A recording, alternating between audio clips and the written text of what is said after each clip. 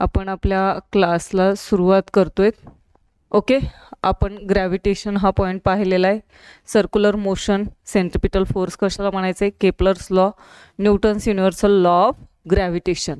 आज आपल्याला acceleration due to the gravitational force of the earth हा पॉईंट आपल्याला बघायचा आहे. ओके, एकदा रिवाइज करून घेऊ काय काय आहे इम्पॉर्टंट ते. सेंट्रिपिटल फोर्स याची डेफिनेशन आपण बघितली होती. A force act on any object moving along a circle and it directed towards the centre of the circle, this is called centripetal force. Centripetal means centre seeking. Okay, त्यानंतर पहा next आपल्याला न्यूटनचे तीनही law आपण बघितले. त्यानंतर केपलरचे 3 lodge आलेले आहेत. आता यावर्षी तुम्हाला केपलरचे, आज पेपर झाला विज्ञानचा, सायन्सचा पार्ट फर्स्टचा, तर ह्या वर्षी केपलरचे लॉज विचारलेले नाही आहेत. मग पुढच्या वर्षी विचारले जाण्याची शक्यता आहे. ओके, त्यामुळे केपलरचे लॉज जे आहेत तर तुम्ही करून ठेवायचेत व्यवस्थित. 3 मार्काला विचारले जाऊ शकतात. यावर्षी तर केपलरचे लॉज विचारलेले नाहीत. काय केपलरचा first law, the orbit of a planet is an ellipse with the sun at one of the foci. Okay, काय कर, ऑफिसमधून आहे ना, आता जो पेपर झालाय ना आजचा मी ठेवलेला, तर तो घेऊन ये. ओके, चलो.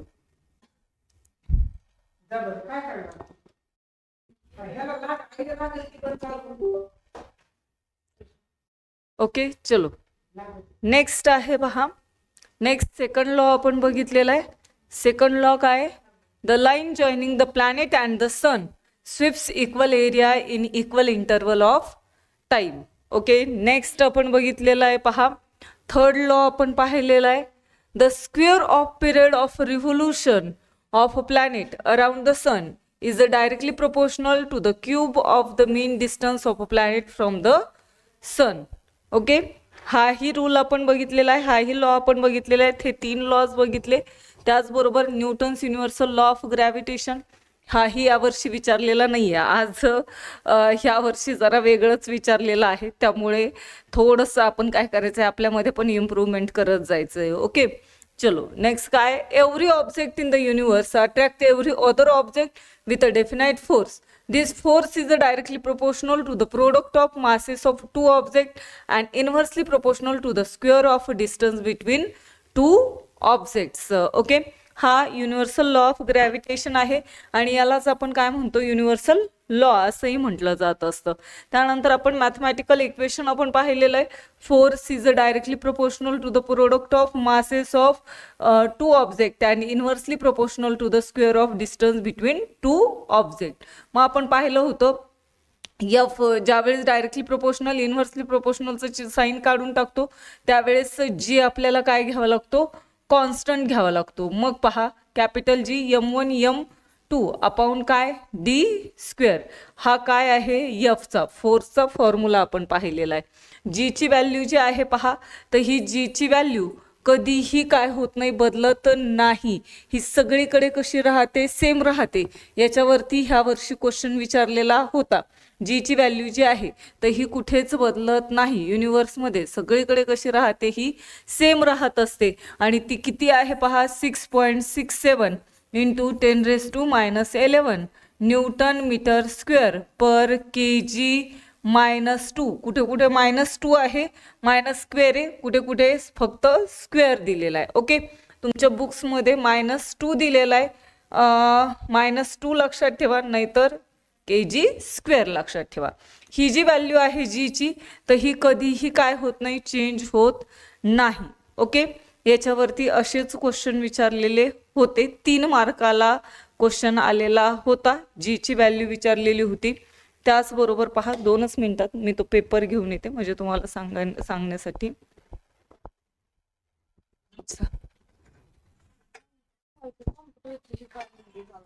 पटकन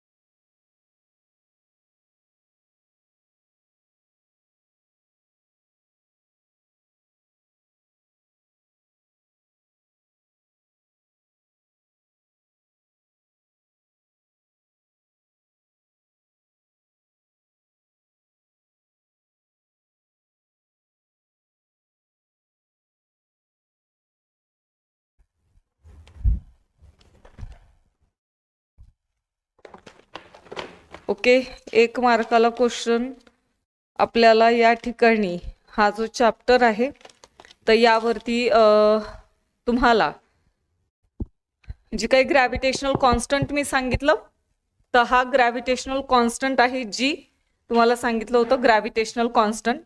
तर या ग्रॅव्हिटेशनल कॉन्स्टंटवरती तुम्हाला 3 मार्काला क्वेश्चन विचारलेला होता. दिसतोय का नाही तुम्हाला मला माहीत नाहीये, पण हा जो आहे तर हा 3 मार्काला क्वेश्चन विचारलेला आहे. फक्त तुम्हाला हे जे आहे तर हे मॅच द फॉलोइंग्स आहेत तर ते तुम्हाला लावायच्या होत्या. ओके, आणि मग हे जर तुम्ही लावलं असतं तर तुम्हाला ते 3 मार्क मिळून जाणार होते. ग्रॅव्हिटेशनल कॉन्स्टंट आहे आणि ग्रॅव्हिटेशनल कॉन्स्टंटचं तुम्हाला युनिट लिहायचं होतं तर ते युनिट काय, न्यूटन मीटर स्क्वेअर पर केजी स्क्वेअर आहे. आणि पुढच्या रकान्यात होतं तुम्हाला same in the entire universe. असे तिन्ही पण काय करायचे तुम्हाला जोड्या लावून घ्यायच्या होत्या. ओके, तसंच तुम्हाला वेटचं आपल्याला पुढे पाहायचंय, वेटचंही बघायचंय. असलरेशन ड्यू टू ग्रॅव्हिटी आज जो आपण पॉईंट पाहणार आहेत तर त्याचंही आपल्याला SI युनिट पाहायचंय. आणि हे चेंज होतं का नाही होत, काय असतं हेही आपल्याला बघायचं आहे. असे 3 मार्काला तुम्हाला हा या चॅप्टरवरती क्वेश्चन विचारलेला होता. ओके, मग त्यासाठी पहा अशा बारीक बारीक ज्या गोष्टी असतात तर मी तुम्हाला तेच सांगत असते. म्हणजे ऑफलाईन क्लासेस असू द्या किंवा ऑनलाईन तुम्ही करत असाल तर शिकवत असताना तुमचा हा जो पेपर आहे ना बाळांनो, इथून मागचे जे पेपर आहेत आणि आजचाही पेपर आहे तर ते पेपर फक्त तुम्ही शिकवत असताना किती लक्ष देतायत आणि किती समजून घेतायत त्याच्यावरतीच क्वेश्चन आलेला आहे. घोकमपट्टीवरती कोणताही पेपर आलेला नाहीये. त्यामुळे शिकवत असताना काय करायचंय, व्यवस्थित लक्ष द्यायचं आहे. ओके, लिहायला तुम्हाला कमी आहे, लिहिण्यासाठी कमी आहे, पण ज्या वेळेस तुम्ही काय करता शिकवत असताना व्यवस्थित लक्ष देताना तर तुम्हाला 35च्या पुढं मार्क पाडण्यास कोणीच रोखू शकत नाहीये. त्यामुळे व्यवस्थित शिकवत असताना व्यवस्थित लक्ष द्यायचंय. ओके, चलो ठीक आहे. तुम्हाला सांगितलं कॅपिटल जी ची व्हॅल्यू जी आहे तर ही किती आहे, 6.67 इंटू 10⁻11. त्याचं जे युनिट आहे तर ते काय, न्यूटन मीटर स्क्वेअर पर केजी स्क्वेअर असणार आहे. आणि हे युनिव्हर्समध्ये कुठेही काय होत नाही, चेंज होत नाही, कोणत्याही ठिकाणी काय होत नाही, बदलत नाही. ओके, हे आपण बघितलेलं आहे, आलंय लक्षात. नेक्स्ट पहा, आपण हेही पाहिलं होतं मास ऑफ वन ऑब्जेक्ट. जर मास ऑफ वन ऑब्जेक्ट ही काय केली आपण, डबल केली तर पहा त्यावरती जो अप्लाय होणारा जो फोर्स आहे तर हाही काय होतो, डबल होऊन जातो. ओके, आणि त्यानंतर जर आपण डिस्टन्स जे आहे तर हे डिस्टन्स काय केलं आपण, डबल केलं. डिस्टन्स जर काय केलं यांच्यामधलं जर आपण डबल केलं तर यावरती जो अप्लाय होणारा फोर्स आहे तर तो काय होतो, डिक्रीज होतो. आणि तो डिक्रीज होऊन किती होतो, फॅक्टर ऑफ 4 होऊन जातो. किती होऊन जातो, फॅक्टर ऑफ 4. म्हणजे डिक्रीज होऊन तो फॅक्टर ऑफ 4 कमी होऊन जातो, 1/4 होऊन जात असतो. त्यानंतर त्याचे आपण इम्पॉर्टन्स बघितलेले न्यूटन्स युनिव्हर्सल लॉ ऑफ ग्रॅव्हिटेशनचे. हेही आपण बघितलेलं आहे. त्याचबरोबर युनिफॉर्म सर्क्युलर मोशन आणि मॅग्निट्यूड सेंट्रिपिटल फोर्स कशा प्रकारे हा universal law inversely square law of gravitation आहे तोही आपण काल बघितलेला आहे. कॉन्स्टंट ऑफ ग्रॅव्हिटेशनला युनिव्हर्सल कॉन्स्टंट का म्हटलं जातं याबद्दलही आपण इन्फॉर्मेशन पाहिलेली आहे. अर्थ ग्रॅव्हिटेशनल फोर्स यावरती शॉर्ट नोट विचारली जाऊ शकते, आतापर्यंत नाही आलेली, पण तरी सुद्धा त्याच्यावरती एखादे क्वेश्चन विचारला जाऊ शकतो, त्यामुळे लक्षात ठेवायचंय. आज आपल्याला पाहायचंय, पहा आजचा जो आपला पॉइंट आहे तर तो कोणता आहे, द अर्थ ग्रॅव्हिटेशनल असलरेशन. याच्यावरती सुद्धा तुम्हाला फक्त काय विचारलेलं आहे, आता जो मी क्वेश्चन तुम्हाला दाखवला तर त्याच्यामध्येच हे अर्थ ग्रॅव्हिटेशनल असलरेशन आलेलं आहे, त्याचं SI युनिट विचारलेलं आहे आणि थर्ड रकान्यामध्ये ते कुठे असतं आणि किती असतं हे तुम्हाला विचारलेलं आहे, बाकी काहीच नाहीये. बघा, तुम्ही ज्या वेळेस शिकवताना लक्ष देताल त्यावेळेस हे तुम्हाला येऊन जाईल. तर या ठिकाणी पहा, acceleration produce in the body due to the earth gravitational force, this is called acceleration due to gravity or the earth gravitational acceleration. काय म्हटलेलं आहे पहा, डेफिनेशन सुद्धा विचारलेलं नाहीये एक्झामला, डेफिनेशन सुद्धा विचारलेली नाहीये. म्हणजे तुम्ही शिकवत असताना किती लक्ष देतायत आणि किती लक्षात ठेवतायत याच्यावरतीच क्वेश्चन विचारलेले आहेत. बघा, द असलरेशन प्रोड्यूस, जे असलरेशन प्रोड्यूस होत असतं, असलरेशन कशाला म्हणायचंय बरं, 9वीला झालेलं आहे तुम्हाला. असलरेशन कशाला म्हणायचंय, the rate of change of velocity, this is called acceleration. म्हणजे एखाद्या वस्तूच्या वेगामध्ये जर बदल होत असेल तर त्याला, त्याच्या दरामध्ये जर बदल होत असेल तर त्याला आपण काय म्हणतो, असलरेशन असं म्हणत असतो. फॉर एक्झाम्पल पहा, तुम्ही घसरगुंडी खेळत असाल, घसरगुंडी खेळत असताना ज्यावेळेस तुम्ही वरती जाता, वरती गेल्याच्या नंतर तुमची वेलॉसिटी 0 असते, पण जसं तुम्ही मध्ये येता त्यावेळेस वेलॉसिटी काय होते, इन्क्रीज होते, वाढल्या जात असते. ओके, म्हणजे तुमच्या वेलॉसिटी मध्ये काय झाला, चेंज झाला. मग हा जो चेंज होत असतो वेलॉसिटी मध्ये, तर त्याला आपण काय म्हणतो, असलरेशन असं म्हणत असतो. काय म्हणतो त्याला आपण, ॲक्सेलरेशन. ओके, मग पहा आता ॲक्सेलरेशन जे आहे, तर हे ॲक्सेलरेशन काय आहे, the acceleration produce in the body due to the earth gravitational force. हा एखाद्या वस्तूवरती हे जे ॲक्सेलरेशन आहे तर हे केव्हा प्रोड्यूस होत असतं, कशामुळे प्रोड्यूस होत असतं, due to the earth gravitational force. म्हणजे पृथ्वीने जो लावलेला काय आहे, ग्रॅव्हिटेशनल फोर्स आहे, गुरुत्वीय बल आहे, तर त्या गुरुत्वीय बलामुळे त्या वस्तूवरती काय प्रोड्यूस होतो, ॲक्सेलरेशन प्रोड्यूस होत असतं, त्वरण निर्माण होत असतं, आणि त्यालाच आपण काय म्हणतो, ॲक्सेलरेशन ड्यू टू ग्रॅव्हिटी असं म्हणत असतो. म्हणजे हे कशामुळे प्रोड्यूस होतंय लक्षात राहू द्या, हे ॲक्सेलरेशन जे आहे तर हे बॉडीवरती किंवा एखाद्या ऑब्जेक्टवरती कशामुळे प्रोड्यूस होतंय, due to the earth gravitational force. कशामुळे, कारण काय ते प्रोड्यूस होण्याच्या पाठीमागचं, ग्रॅव्हिटेशनल फोर्स आहे, आणि त्यामुळेच त्याला काय म्हटलेलं आहे, ॲक्सेलरेशन ड्यू टू ग्रॅव्हिटी किंवा अर्थ ग्रॅव्हिटेशनल ॲक्सेलरेशन असं म्हटलं जातं. यामध्ये पहा, इट्स अ मॅग्निट्यूड, याचं जे मॅग्निट्यूड आहे तर ते कशाने डिनोटेट केलं जातं, स्मॉल जी ने डिनोट करतात. लक्षात राहू द्या, स्मॉल जी ने ॲक्सेलरेशन जे आहे तर हे कशाने डिनोटेट केलं जातं, स्मॉल जी ने. याच्या अगोदर 9वीला आपण पाहिलं होतं, फक्त ॲक्सेलरेशन बघितलं होतं, तर ते कशाने प्रोड्यूस होतं, ए ने प्रोड्यूस होतं, म्हणजे ए ने डिनोट केलं जातं. तर या ठिकाणी जे ॲक्सेलरेशन ड्यू टू ग्रॅव्हिटी जी आहे किंवा अर्थ ग्रॅव्हिटेशनल ॲक्सेलरेशन जे आहे तर हे कशाने प्रोड्यूस केलं जातं, स्मॉल जी ने डिनोट केलं जात असतं. कशाने डिनोट केलं जातं, स्मॉल जी ने डिनोट केलं जात असतं. ओके, देन पहा, it is directed towards the centre of अर्थ सेंटर. हे जे ॲक्सेलरेशन असतं, म्हणजे हे जे त्वरण आहे तर हे सुद्धा कोणत्या दिशेने असतं बरं, हे सुद्धा कोणत्या दिशेने असतं, अर्थच्या सेंटरच्याच दिशेने असणारे. कशाच्या दिशेने असणारे, अर्थच्या सेंटरच्याच. कारण की एखादा ॲपल आहे आणि तो झाडावरून काय होतो, ॲपलच्या झाडावरून खाली पडतोय व्हर्टिकली डाऊनवर्ड पडतोय, म्हणजे त्याचं जे ॲपलचं जी वेलॉसिटी आहे तर ती वेलॉसिटी झाडावरून पडत असताना जशी खाली येईल तो ॲपल, तर तो जास्त काय होतो, वेलॉसिटीमध्ये येतो, जास्त वेगवान होत असतो. मग त्याच्या वेलॉसिटीमध्ये काय होतोय बरं, चेंज होतोय, म्हणजे बदल होतोय. आणि हा जो बदल आहे तर हा कशामुळे झालेला आहे, due to the gravitational force apply by the earth. Okay, आणि हा जो काही ॲक्सेलरेशन आहे अर्थवरती ज्यावेळेस ॲपल पडत असतं, त्याचं जो काय वेलॉसिटी जी वाढत असते तर ही कोणत्या डायरेक्शनने असते, सेंटर ऑफ द अर्थ, म्हणजे पृथ्वीच्या केंद्रकाच्याच दिशेने असते.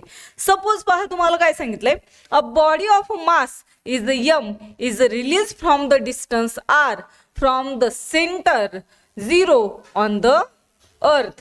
म्हणजे एखादी वस्तू आहे, तर फॉर एक्झाम्पल हे ॲपल आहे आणि या ॲपलचं जे मास आहे तर हे मास आपण काय मानलं, यम मानलेलं आहे, आणि हे जे डिस्टन्स आहे तर हे डिस्टन्स काय मानलेलं आहे आपण, आर मानलेलं आहे. ओके, आणि जे अर्थचा सेंटर आहे तर हा सेंटर काय असणार आहे, 0 असणार आहे. काय असणार आहे सेंटर, झिरो सेंटरवरती, अर्थचा सेंटर जो आहे तर तो कसा असतो, झिरो असतो. याच्यावरतीच क्वेश्चन विचारला होता बरं का. काय विचारलं होतं, असलरेशन. पहिल्या रकान्यामध्ये होता acceleration due to gravity. Okay, दुसऱ्या रकान्यामध्ये तुम्हाला याचं एसआय युनिट विचारलेलं आहे. एसआय युनिट तुम्हाला इथं दिलेलं नाहीये, पण असलरेशनचं जे एसआय युनिट आहे तर ते काय, मीटर पर सेकंद स्क्वेअर असणार आहे. काय असणार आहे, मीटर पर सेकंद स्क्वेअर. आता हे कसं आलं म्हणता तुम्ही, हे कसं काय आलं, मीटर पर सेकंद कसं काय आलं, तर पहा जे ऍक्सेलरेशन जे आहे, काय आहे ऍक्सेलरेशन, तर याचा फॉर्म्युला काय आपण 9वीला बघितलेला आहे. Change in velocity, me short मध्ये लिहिते, change in velocity in unit time. कशामध्ये, युनिट टाइम मध्ये. मग व्हेलॉसिटीचा फॉर्म्युला आपल्याला माहिती आहे, मीटर पर सेकंद, आणि टाइम कशामध्ये मेजर करतात, सेकंद मध्ये. मग सेकंद डिव्हाइडला तिकडे गेल्यावर काय होणार, मल्टिप्लायला. काय झालं, मीटर पर सेकंद स्क्वेअर. म्हणजे जे ऍक्सेलरेशन ड्यू टू ग्रॅव्हिटी याचाही असा युनिट काय, मीटर पर सेकंद स्क्वेअर आहे. आणि सीजीएस युनिट जे येणार आहे तर हे काय येणार आहे, मीटरचं सेंटीमीटर, आणि सेकंदला सेकंदच राहतं म्हणजे सेकंदचा स्क्वेअर येणार आहे. हे काय त्याचं एसआय आणि सीजीएस युनिट आहे. ओके, दुसऱ्या रकान्यामध्ये तुम्हाला मीटर पर सेकंद स्क्वेअर आलं होतं, आणि तिसऱ्या रकान्यामध्ये आलं होतं झिरो ॲट सेंटर. म्हणजे ॲक्सेलरेशन जे आहे तर हे सेंटरला कसं असतं, अर्थच्या सेंटरला कसं असतं, झिरो असतं, म्हणजेच 0 असतं. ओके, नेक्स्ट पहा. आता आपल्याला या ठिकाणी व्हॅल्यू ऑफ जी काढायची. जी ची व्हॅल्यू कशा प्रकारे काढली जात असते तर हे विचारलेले. याला एकच मार्क होता. ओके, म्हणजे दुसरं काही जास्त विचारलेलं नव्हतं एक्झामला, तेवढंच विचारलेलं आहे तुम्हाला. वेटचा, इथंही वेटचा फॉर्म्युला म्हणजे एसआय युनिट आलेलं आहे, आणि 1 मार्काला जो क्वेश्चन विचारलेला आहे त्याच्यामध्ये पण आलेलं आहे. ठीक आहे, वेटचं ह्या वेळेला 2 म्हणजे 2 मार्काला विचारलेलं आहे वेट. फक्त युनिटच विचारलेले. बघा मग हे असे करत असतात. ओके, चलो आता या ठिकाणी तुम्हाला पाहायचंय value of G on the surface of earth. अर्थच्या सरफेसवरती जीची जी व्हॅल्यू आहे तर ही किती असते हे आपल्याला काढायचंय. Value of G on the surface of earth म्हणजे पृथ्वीच्या पृष्ठभागावरती आपण जे तो उभं राहिलेलो आहे तर त्या पृष्ठभागावरती जी ची व्हॅल्यू काय आहे हे आपल्याला माहिती असणं आवश्यक आहे. तर पहा काय सांगितलेलं या ठिकाणी, the value of g using Newton's universal law of gravitation for the object of mass M. आपल्याला काय कशासाठी काढायचंय, मास यम साठी काढायचंय. Which is situated distance R from the centre of earth. जो की तो ऑब्जेक्ट जो आहे अर्थच्या सेंटर पासून किती डिस्टन्स वरती आहे, आर एवढ्या डिस्टन्स वरती आहे. मग पहा द लॉ ऑफ ग्रॅव्हिटेशन जो आहे, the law of universal law of gravitation आपण कालच बघितलेला आहे. तर त्याचा फॉर्म्युला आपण काय बघितलेला आहे, F is equal to capital G M1 M2 बघितलेला आहे. हो की नाही, तुम्ही म्हणताना आम्ही हा फॉर्म्युला बघितलेला आहे madam. F is equal to capital G M1 M2 upon काय बघितलाय, आर स्क्वेअर बघितलेला आहे. हा फॉर्म्युला बघितलेला आहे. इथं कॅपिटल एम कसं काय आलेलं आहे. आता आपण काय केलं, हे 2 ऑब्जेक्टसाठी बघितलेलं आहे. त्या 2 ऑब्जेक्टचं मास आहे M1 M2. मग इथं आपण 2 ऑब्जेक्ट घेतलेले आहेत. कोणत्या घेतल्या, एक अर्थ घेतली, आणि या अर्थचं मास काय, कॅपिटल एम आहे. काय या अर्थचं मास, कॅपिटल एम. आणि ऍपल जे आहे तर याचं मास काय, स्मॉल एम आहे. मग M1 M2 च्या ऐवजी काय केलं, कॅपिटल एम म्हणजे काय आहे, मास ऑफ अर्थ, आणि स्मॉल एम म्हणजे काय, मास ऑफ ऑब्जेक्ट आहे. आलंय लक्षात. डी स्क्वेअर घ्या, डी स्क्वेअर म्हणजे काय, ते डिस्टन्सच आहे, आणि हे कशाने डिनोटेड केलेलं आहे आपण, स्मॉल आरने. म्हणजे इथं काय येणार आहे, आर स्क्वेअर येणार आहे. याला आपण काय केलं, इक्वेशन 3 लिहिलेलं आहे. आलंय लक्षात. फॉर्म्युला कसा लिहिलाय तो, F is equal to capital G capital M means mass of earth, and small m म्हणजे मास ऑफ ऍपल. ओके, आणि आर स्क्वेअर म्हणजे काय, distance between this two object. त्यानंतर पहा दुसरा एक फॉर्म्युला आपल्याला माहिती आहे, न्यूटनच्या सेकंड लॉ नुसार. न्यूटनचा सेकंड लॉ जो आहे तर तो आपल्याला सांगतो force is equal to mass into acceleration. पण या ठिकाणी आपण असलरेशन जे आहे तर हे कशाने डिनोटेट करणार आहे, स्मॉल जी ने डिनोटेट करणार आहे. त्यामुळे एफचा दुसरा फॉर्म्युला आपण घेतलेला आहे, force is equal to mass into small g, acceleration. का बरं आपण हे घेतलेला आहे हा फॉर्म्युला, कारण की आपल्याला कशाची व्हॅल्यू काढायची, जी ची व्हॅल्यू काढायची. त्यामुळे हा फोर्सचा न्यूटनच्या सेकंड लॉ नुसार आपल्याला हा फॉर्म्युला घेणं आवश्यक आहेच आहे.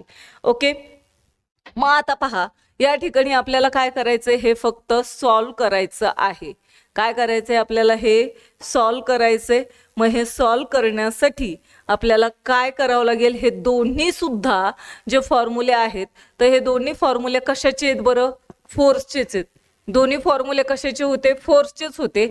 मग आपण लिहू शकतो m G is equal to capital G capital M small M upon R square. कारण की दोन्ही फॉर्म्युले कशाचे आहेत, फोर्सचेच आहेत. दोन्ही फॉर्म्युले कशाचे आहेत, फोर्सचेच आहेत. मग दोन्ही पण कसे आहेत, इक्वल आपण मानू. दोन्ही पण फॉर्म्युले कसे मानू, दोन्ही पण कसे आहेत, एकमेकांशी इक्वल आहेत. कसे आहेत, इक्वल आहेत. ओके ओके, कोणतं रिपीट करायचं आहे, कोणतं रिपीट करायचंय,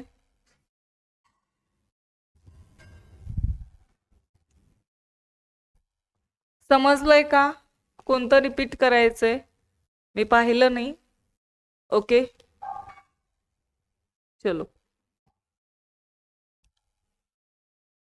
okay, m G is equal to capital G capital M small M upon काय, आर स्क्वेअर आहे. मग आता या ठिकाणी पहा आपल्याला जी ची व्हॅल्यू काढायची आहे. हे एम इकडे काय मल्टिप्लायला आहे, पुढे गेल्यावरती काय होणार आहे, फॉर्म्युला. अच्छा, कोणता फॉर्म्युला, असलरेशनचा फॉर्म्युला.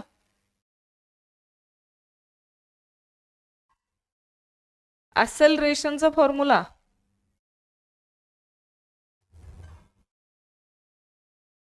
मला सांगा, कोणता फॉर्म्युला मारिया.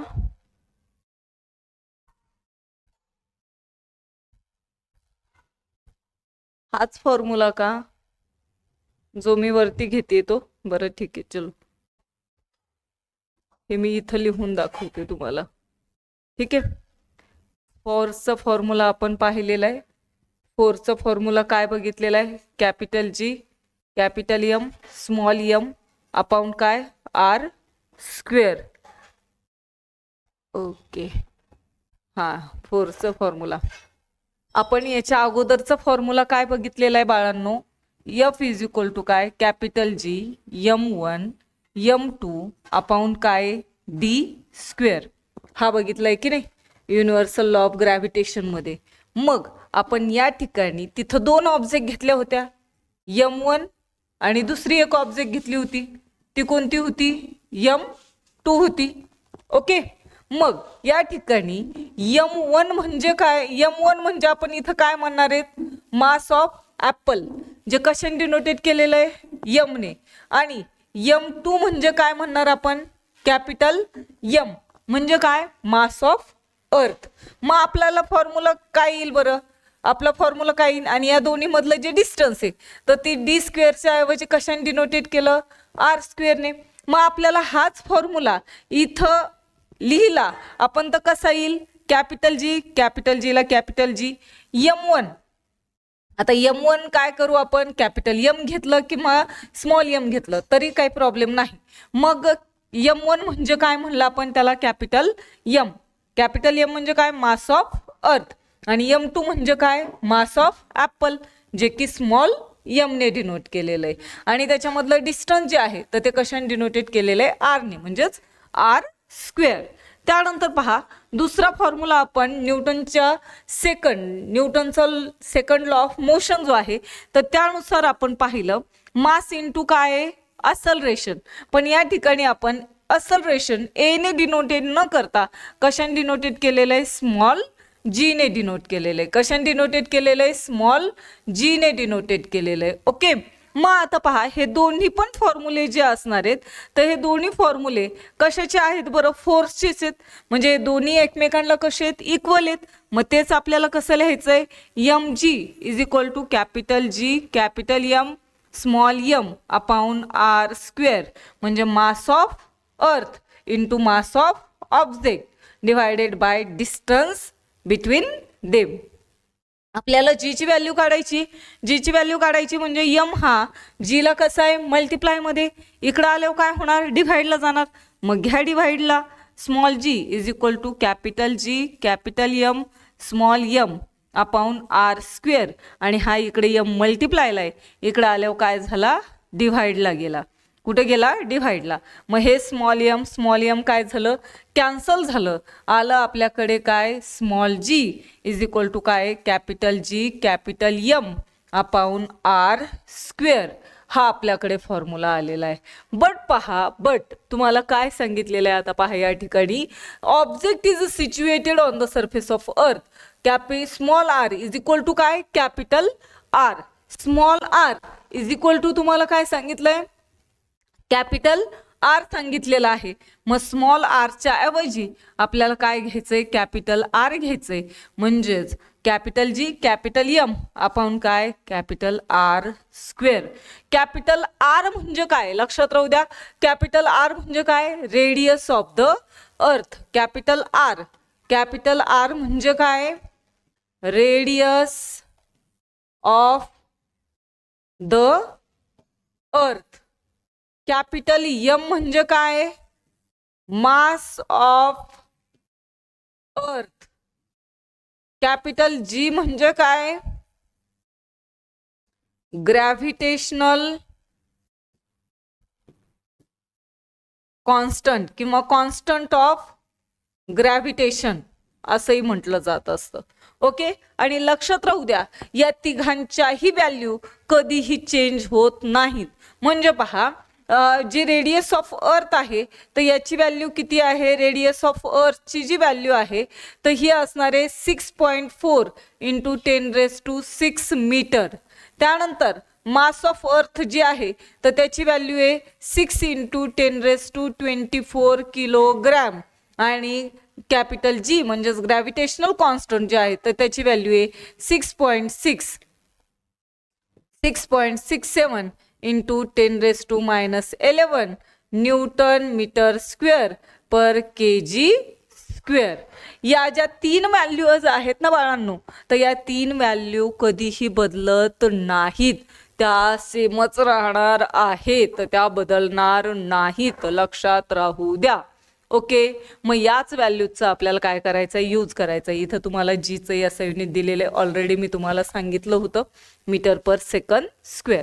मग आता या ज्या व्हॅल्यू आहेत या व्हॅल्यू फक्त आपल्याला याच्यामध्ये पुट करायच्यात, कारण की आपल्याला जीची व्हॅल्यू काढायची.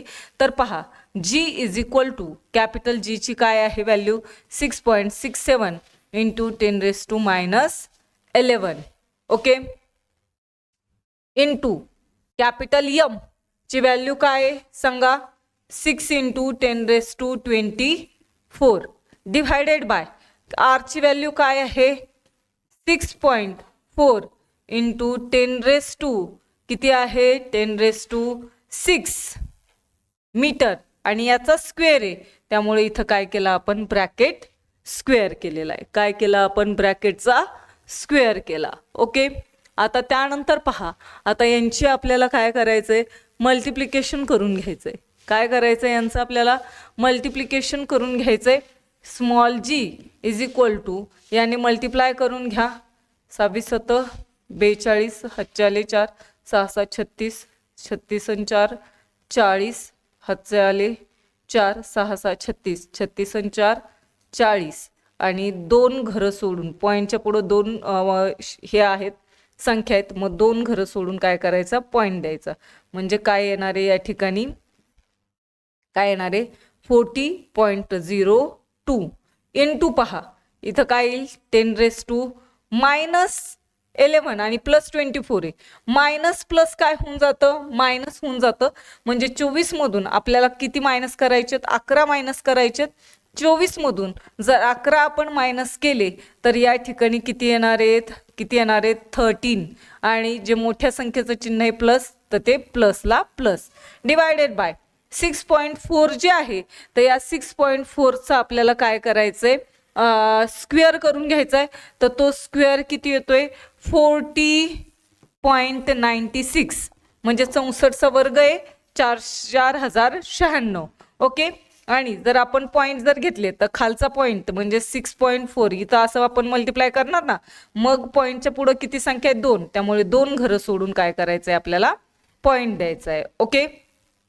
2 घरं सोडून काय करायचं आहे पॉईंट द्यायचा आहे इंटू 6. आता 6चा वर्ग जर असेल 10⁶ आणि त्याचा स्क्वेअर असेल तर यांच्यामध्ये काय असतो गुणाकार असतो. हे घातांकाचा नियम तुम्हाला माहिती पाहिजे. a⁻m⁻n जर असेल तर a⁻m इंटू काय केलं जातं n केलं जातं म्हणजे 6 दुने काय होणार आहे 12 10चा कितवा घात येणार आहे 12वा घात येणार आहे. आता हे इकडं कसं आहे खाली डिव्हाइडला आहे वरती गेल्यावर काय होणार ते म्हणजे इथे प्लस आहे वर गेल्यावर काय होणार आहे मायनस होणार आहे. 10⁻12 हे वर गेल्यावरती काय होणार प्लसचे मायनस होणार मग किती राहतील 40.02 डिवायडेड बाय 40.96 इंटू काय होणार 10⁻13 मायनस 12 काय होणार 10⁻13 मायनस 12 मग काय होईल बरं small G is equal to जर आपण याला काय केलं डिव्हाइड जर केलं यांचं जर डिव्हायडेशन जर केलं तर यांची व्हॅल्यू काय येते पहा 0.9770 अशी त्यांची व्हॅल्यू येते. आणि इथं काय होणार आहे 13तून 12 गेल्यावर किती राहतो 1 राहतो म्हणजे 10⁻² काय येणार 1 येणार आहे. किती येणार 10⁻1 येणार आहे. मग आता हे 10⁻1 पण आपल्याला काय करायचंय काढून टाकायचंय. काढून टाकलं म्हणजे पॉईंट काय होणार आहे एक घर पुढं घ्यावं लागेल. मग जी इज इक्वल टू काय येईल 9.77 पुढचा 0 लिहिला नाही लिहिला तरी पण चालेल म्हणजे आपल्याकडं काय आलं जीची व्हॅल्यू जी आहे तर ती काय आली 9.77 मीटर पर सेकंद स्क्वेअर आलेली आहे. पुस्तकामध्ये तुम्हाला फक्त एवढंच दिलेलं आहे तुम्ही बघत असाल आणि डायरेक्ट तुम्हाला त्याची व्हॅल्यू दिलेली आहे पण आपण हे सगळं सॉल्व करून घेतलेलं आहे ओके. डिव्हायडेशन करून घ्या. डिव्हायडेशन केल्याच्या नंतर तुम्हाला त्याचं जे आता इथं खूप वेळ जाईल त्यामुळे डिव्हायडेशन केल्याच्या नंतर तुम्हाला हीच व्हॅल्यू येते 0.9770 इंटू 10⁻12 13तून 12 गेल्यावरती 1 राहतं 10⁻1 हे काढून टाकायचंय म्हणजे आपल्याला एक घर पॉईंट कुठं घ्यायचा आहे पुढे घ्यायचं आहे. मग काय येणार आहे जीची value g is equal to 9.77 metre per second square okay. अशा प्रकारे आपण काय करत असतो जीची व्हॅल्यू जी आहे तर ही आपल्याला काढता येत असते ॲक्सेलरेशन ड्यू टू ग्रॅव्हिटी. समजलंय का. आणि ही जी व्हॅल्यू आहे it does not depend on a property of the object म्हणजे वस्तूच्या कोणत्याही गुणधर्मावरती ही जीची व्हॅल्यू डिपेंड नसते अवलंबून नसते ओके. आलंय लक्षात. इथं तुम्हाला दिलेलं पहा acceleration depend only the mass and the radius of earth so acceleration due to gravity at a given point on the earth is the same for all object. It does not depend on a property of object. ऑब्जेक्टच्या प्रॉपर्टीवरती ती depend नसते. सगळ्या ऑब्जेक्टसाठी ही कशी असते सेमच असणार आहे. समजलंय का. समजलं असेल तर यस म्हणून कमेंट करा आणि पुन्हा काय करायचंय रिपीट पाहायचंय. हे जे शिकवलेलं आहे मी तर हे पुन्हा लेक्चर रिपीट पाहायचं आहे त्यावेळेस तुमच्या लक्षात येऊन जाईल. त्यानंतर पहा या ठिकाणी आपल्याला पाहायचंय factors affecting the value of G. जीच्या व्हॅल्यूवरती जे फॅक्टर्स आहेत तर ते कसे अफेक्ट करतात. अफेक्ट करणारे फॅक्टर्स आपल्याला पाहायचे व्हॅल्यू ऑफ जी वरती. म्हणजेच आपल्याला काय पाहायचे variation in value of G. जीच्या व्हॅल्यूमध्ये कशा प्रकारे व्हॅरिएशन येत असतं विविधता कशा प्रकारे येत असते हेही आपल्याला पाहायचं आहे. तर पहा the value of the acceleration due to gravity that is g change from place to place on the earth. बघा या ठिकाणी आलेलं आहे जे ॲक्सलरेशन ड्यू टू ग्रॅव्हिटी आहे, तर ही ॲक्सलरेशन ड्यू टू ग्रॅव्हिटी अर्थवरती प्लेस टू प्लेस म्हणजे ठिकठिकाणी काय होते, बदलताना आपल्याला दिसून येते. जागेनुसार ती काय होत असते, बदलत असते. हा पॉईंट व्यवस्थित लक्षात राहू द्या. It also varies with the altitude and depth below the earth surface. आणखी ही जीची व्हॅल्यू जी आहे ही कशी बदलते, जसं आपण अर्थपासून काय होऊ जाऊ, वर जाऊ, त्याचबरोबर आपण काय केलं, त्याचा अक्षांश व रेखांश जरी चेंज झाला तरी सुद्धा जीच्या व्हॅल्यूमध्ये काय होतो, बदल होत असतो. त्याचबरोबर आपण जर अर्थच्या आतमध्ये गेलो, डेप्थला गेलो, आतमध्ये खोदत खोदत आतमध्ये गेलो तरी सुद्धा जीच्या व्हॅल्यूमध्ये काय होतो, चेंज होत असतो. पण तुम्हाला काय सांगितलंय, ऑब्जेक्ट वस्तूंसाठी जीची व्हॅल्यू कशी असते, सेमच असते. पण हाईटनुसार ती काय होते, चेंज होणारे. वरती गेलं तरी चेंज होणारे, खाली गेलं डेप्थला गेलं तरी सुद्धा ती काय होणारे, चेंज होणार आहे. The factor affecting the value of a G are the shape of the Earth's altitude and depth below the Earth's surface. म्हणजे जीच्या व्हॅल्यूवरती अफेक्ट करणारे फॅक्टर्स कोणकोणते आहेत, कोणकोणत्या फॅक्टरमुळे जीच्या व्हॅल्यूवरती काय होतात, परिणाम होत असतात. तर फर्स्ट आहे शेप ऑफ द अर्थ. अर्थचा शेप म्हणजे आपल्या पृथ्वीचा जो शेप आहे, तर त्या शेपनुसार अल्टिट्यूडनुसार चेंज होणारा आपल्याला पाहायचं आहे. म्हणजे इथं काय असणार आहे, जीची व्हॅल्यू जेवढी असेल तेवढी इथं गेलात तर जीची व्हॅल्यू चेंज होणार आहे. इथून इथं आलात की पुन्हा काय होणार आहे, चेंज होणार आहे. म्हणजे अल्टिट्यूडनुसार काय होते, जीची व्हॅल्यू ही चेंज होत असते. अल्टिट्यूड त्याचबरोबर depth below the earth surface म्हणजे अर्थच्या आतमध्ये जरी गेलं तरी सुद्धा काय होणार आहे, जीच्या व्हॅल्यूमध्ये चेंज होणार आहे. आणि मग असेच आपण variation in value of G बघणार आहोत. Changes along with the surface of earth, अर्थच्या सरफेसवरती कशा प्रकारे बदल होतो. त्याचबरोबर चेंज विथ हाईट वर गेल्याच्या नंतर कशा प्रकारे जीच्या व्हॅल्यूमध्ये चेंज होत असतो.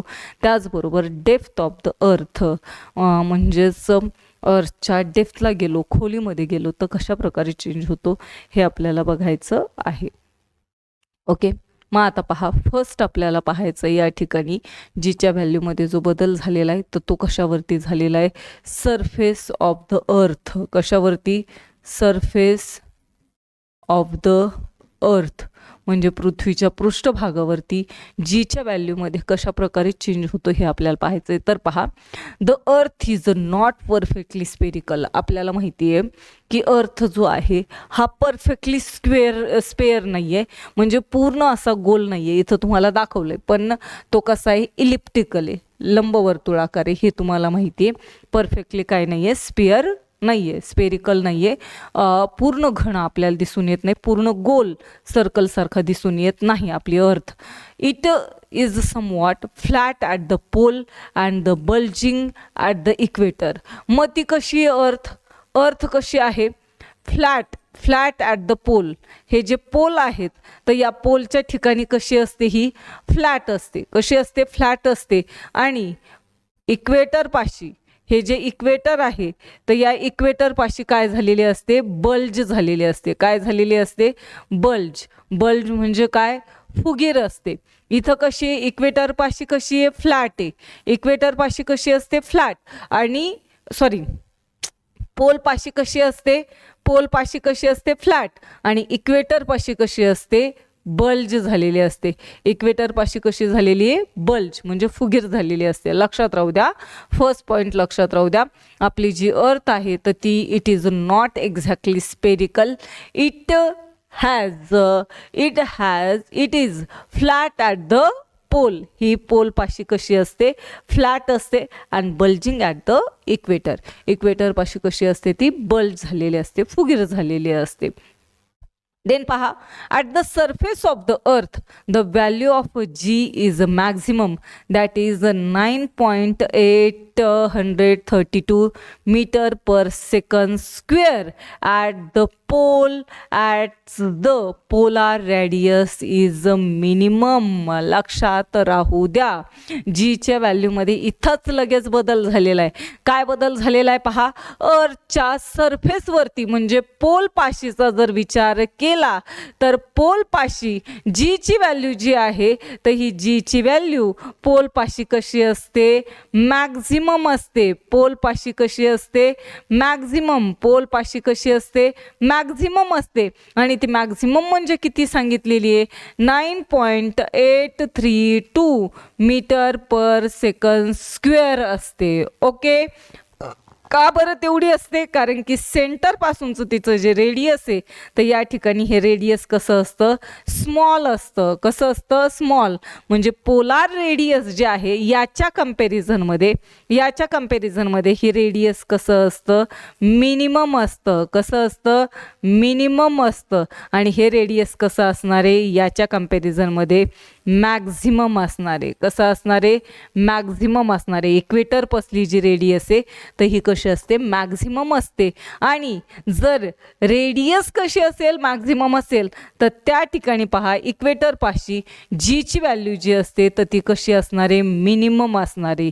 जीची व्हॅल्यू म्हणजे ॲक्सेलरेशन जे असणार आहे ड्यू टू ग्रॅव्हिटी तर ही कशी असणार आहे, मिनिमम. कशी असणार आहे, मिनिमम असणार आहे. आणि ती मिनिमम म्हणजे किती आहे, 9.78 मीटर पर सेकंद स्क्वेअर. थोडासा फरक आहे. इथं 832 9.832 आणि इथं किती आहे, 9.78 आहे मीटर पर सेकंद स्क्वेअर. आणि तिचं जे रेडियस आहे इक्वेटर पाशी तर हे कसं असतं, मॅक्झिमम असतं, म्हणजे जास्त असतं. आणि त्यामुळे पहा या ठिकाणी तुमच्या लक्षात येत असेल, पोल पाशी जीची व्हॅल्यू वेगळीच असते आणि इक्वेटर पाशी जसं ते पोल पासून इक्वेटर पाशी येतील तशी जीच्या व्हॅल्यूमध्ये काय होत जातोय, चेंज होताना आपल्याला दिसून येत आहे. म्हणजे अर्थच्या सरफेसवरती सुद्धा सगळीकडे जीची व्हॅल्यू जी आहे तर ती इक्वल राहत नाही, समान राहत नाही. ओके, ती अल्टिट्यूडनुसार काय होत जाते, डिक्रीज होताना आपल्याला दिसून येत असते. पोलपासून जसं आपण इक्वेटर पाशी येऊ तशी जीची व्हॅल्यू काय होते, डिक्रीज होत जाते. अगोदर जास्त असते आणि नंतर कशी होत जाते, कमी होताना आपल्याला दिसून येत असते. समजलंय, कळालं आहे का? ओके, समजलंय का, जीची व्हॅल्यू. ओके, चला नेक्स्ट आपण 2 पॉईंट राहिले तेवढे बघून घेऊ. Factors affecting the value of G म्हणजे कशानुसार, हाईटनुसार. आता आपल्याला अर्थपासून कुठे जायचंय, वर जायचंय, हाईटवरती जायचंय. ओके, ही अर्थ आहे, ही अर्थ आहे. आता आपण अर्थच्या सरफेसवरचं बघितलं, इथलचं बघितलं, पोल पासला आणि इक्वेटर पासला बघितलंय. आता आपल्याला अर्थच्या कुठं जायचंय, आता वरती जायचंय, हाईटवरती. अर्थच्या सरफेस पासून कुठे जायचंय, वर जायचंय. तर या ठिकाणी पहा, the earth surface H above the earth surface increases. म्हणजे अर्थच्या सरफेसपासून जी हाईट असणार आहे तर हे काय होणार आहे, इन्क्रीज होणार आहे, वाढल्या जाणार आहे. आपल्याला वर जायचं आहे. मग त्यावेळेला पहा, जसं आपण अर्थच्या सरफेसपासून कुठे जाणार आहेत, वर जाणार आहेत, तर त्यावेळेला जीची व्हॅल्यू जी आहे तर ही कशी होत जाते, डिक्रीज होत जाते. कशी होत जाते, डिक्रीज होत जाते. म्हणजे जसं आपण अर्थच्या सरफेसपासून वर जाणार आहेत तशी जीची व्हॅल्यू काय होत जाणार आहे, डिक्रीज होत जाणार आहे. काय होणार आहे, जीची व्हॅल्यू डिक्रीज होणार आहे. आणि रेडियस काय होणार आहे, त्याची रेडियस काय होणार आहे, इन्क्रीज होणार आहे. कारण की सेंटरपासून जर धरलं तर ही रेडियस आणि इथून तिथपर्यंतची म्हणल्यावरती रेडियस काय होणार आहे, या ठिकाणी इन्क्रीज होणार आहे. आलंय लक्षात. It varies 1/r + h bracket square म्हणजे वाढलेली आहे ही. काय, इथून इथपर्यंतची काय, आर म्हणजे अर्थची रेडियस आहे. आणि ही पुन्हा वाढली, अर्थच्या सरफेसपासून आपल्याला वर जायचं आहे आणि ती किती हाईट दिलेली आहे तुम्हाला, एच. म्हणजे आपल्याला ही पूर्ण हाईट मोजावं लागेल. पूर्ण जर हाईट मोजायची असेल तर हे आर प्लस एच करावं लागेल. मग त्याचं काय येईल, स्क्वेअर येईल. आपण आरचा स्क्वेअर बघितला आहे की नाही.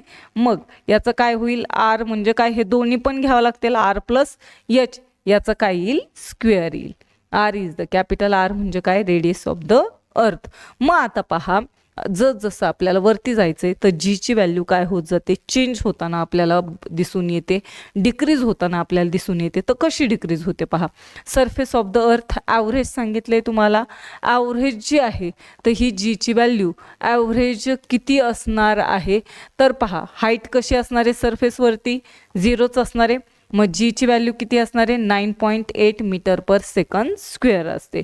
त्यानंतर माउंट एव्हरेस्ट जे आहे तर त्याची हाईट किती आहे 8.8 किलोमीटर, 10 किलोमीटरपर्यंत.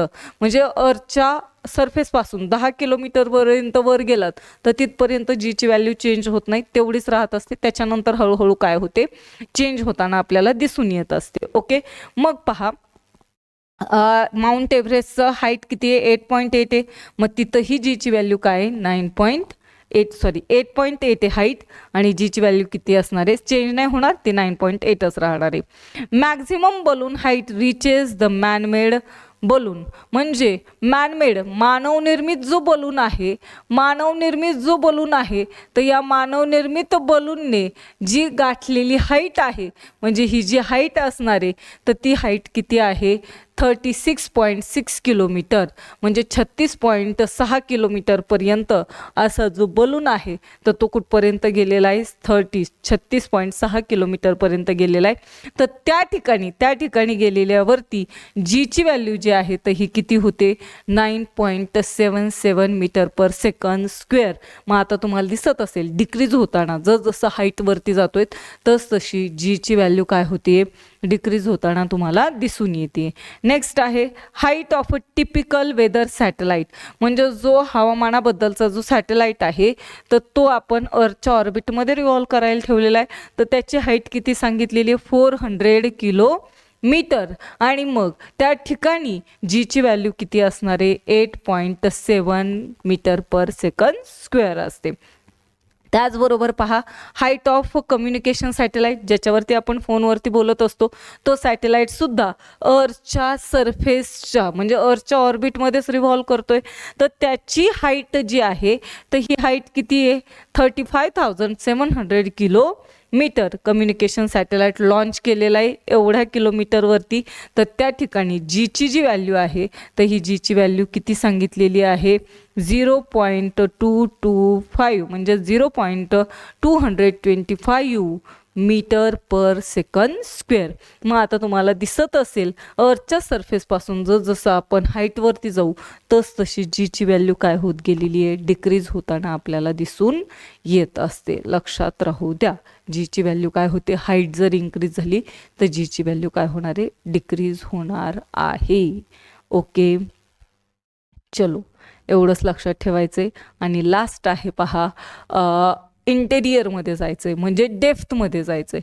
कुठे जायचं आहे आपल्याला अर्थच्या कुठे जायचं आहे आपल्याला डेप्थमध्ये जायचं आहे. कुठे जायचं आहे डेप्थ म्हणजे खाली जायचं आहे. ओके, अर्थच्या कुठे जायचं आहे आपल्याला डेप्थमध्ये जायचं आहे.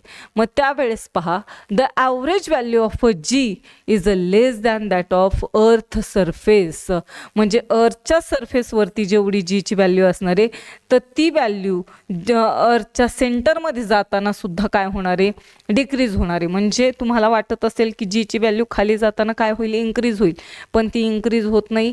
डेप्थमध्ये खाली जरी गेलात तरी जीची व्हॅल्यू काय होणार आहे, डिक्रीजच होणार आहे. डेप्थमध्ये सुद्धा जीची व्हॅल्यू काय होते, डिक्रीज होत राहते. आर पण काय होणार आहे, कारण की आपण जर इथं गेलो अर्थच्या इथं गेलो आपण खोदत तर काय होणार आहे, रेडियस किती राहणार आहे, इथून एवढीच राहणार आहे, कारण की आपण आतमध्ये गेलोय. मग रेडियस पण काय होते, डिक्रीज होते. रेडियस पण काय होते, डिक्रीज होते. आणि मास पण काय होतं या ठिकाणी, डिक्रीजच होणार आहे. अर्थचं मासही काय होणार आहे, डिक्रीज होणार आहे, कारण की एवढंच मास राहणार आहे. आतमध्ये गेल्यावरती काय राहणार आहे, मास हे एवढंच राहणार आहे. Okay, at the depth below the earth surface increases the value of g decreases and finally it becomes 0 at the center of अर्थ. म्हणजे पहा जसं आपण अर्थच्या सरफेसपासून खाली जाणार आहेत आणि खाली जात असताना जीची व्हॅल्यू काय होणार आहे, डिक्रीज होणार आहे. जीची व्हॅल्यू काय होणार आहे, डिक्रीज होणार आहे. आणि जसं आपण खाली जाऊ म्हणजे सेंटरपर्यंत जाऊ तशी जीची व्हॅल्यू काय होणार आहे, डिक्रीज होत जाऊन ती कुठे येणार आहे, 0. सेंटरला कशी असणार आहे, अर्थच्या सेंटरला जीची जी व्हॅल्यू असणार आहे, अर्थच्या सेंटरला जीची व्हॅल्यू काय असणार आहे, 0 असणार आहे. काय असणार आहे, सेंटरला जीची व्हॅल्यू 0 असणार आहे. लक्षात राहू द्या. काय असणार आहे जीची value, acceleration due to gravity कशी असणार आहे, सेंटरला 0 असणार आहे. समजलंय? ओके, आलंय लक्षात सर्वांच्या? चलो ओके, या ठिकाणी आपण थांबतोय. मास आणि वेट याचा जो डिफरन्स आहे तर तो आपण नेक्स्ट लेक्चरमध्ये अभ्यासणार आहोत. कोणाला काही प्रॉब्लेम असेल तर नंतर कमेंट करून टाकायचं आहे.